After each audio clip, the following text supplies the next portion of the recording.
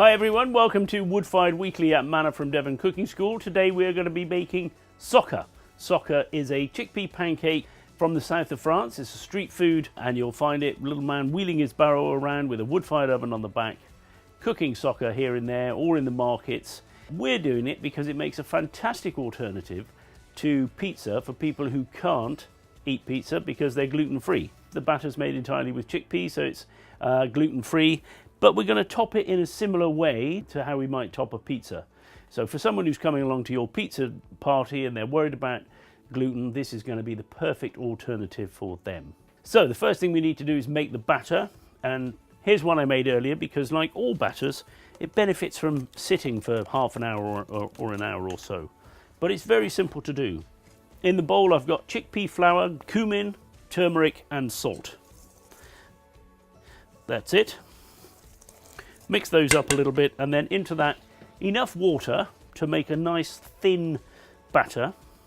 330 millilitres, 350 millilitres into 250 grams of chickpea flour. And mix it all that up. It might take a little while to mix it to get rid of all the lumps.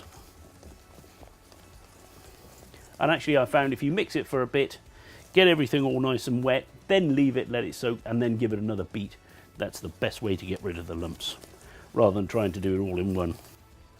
And then get a pan nice and hot. I like to use this nice flat pan, 10 inches or so across. And the great thing here is that this pancake is not going to touch any of the implements or the oven, which might be coated with flour. So if you've got someone who is properly gluten intolerant, celiac disease, their food is not going to be contaminated with flour. The pan's getting nice and warm, so I'm going to add the olive oil at this point, and I'm going to be generous with the olive oil.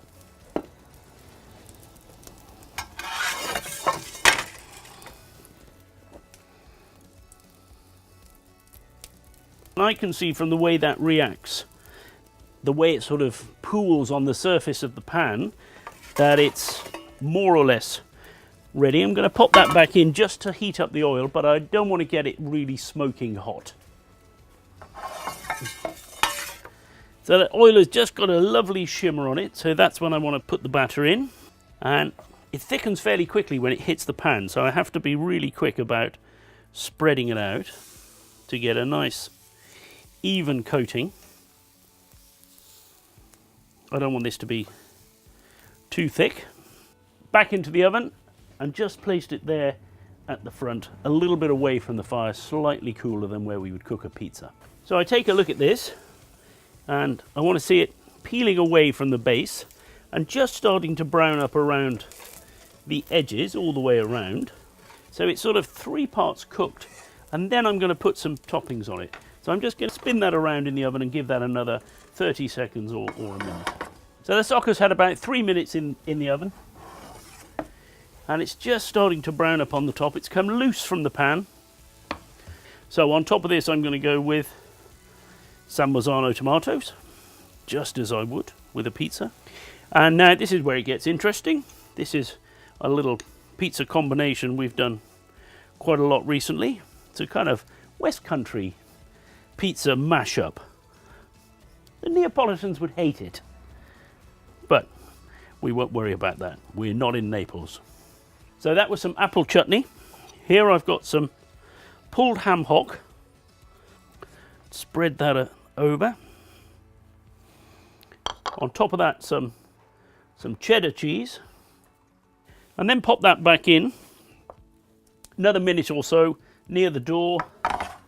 With a spin halfway through. Cook the toppings and it's done. So I like to see these a little bit crispy around the edges. And the toppings nicely cooked.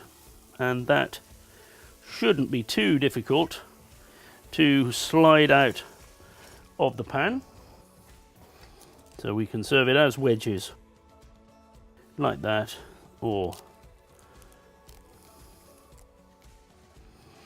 put a little fold and do nice big chunks to pick up. So that's a wood-fired Socca cooked with pizza toppings. Thanks for watching this video. We'll put a link below and that'll take you to our blog where we'll provide the recipe, or you can find it in our book Woodfired Flatbreads and Pancakes. Thanks for watching, and we'll see you next time.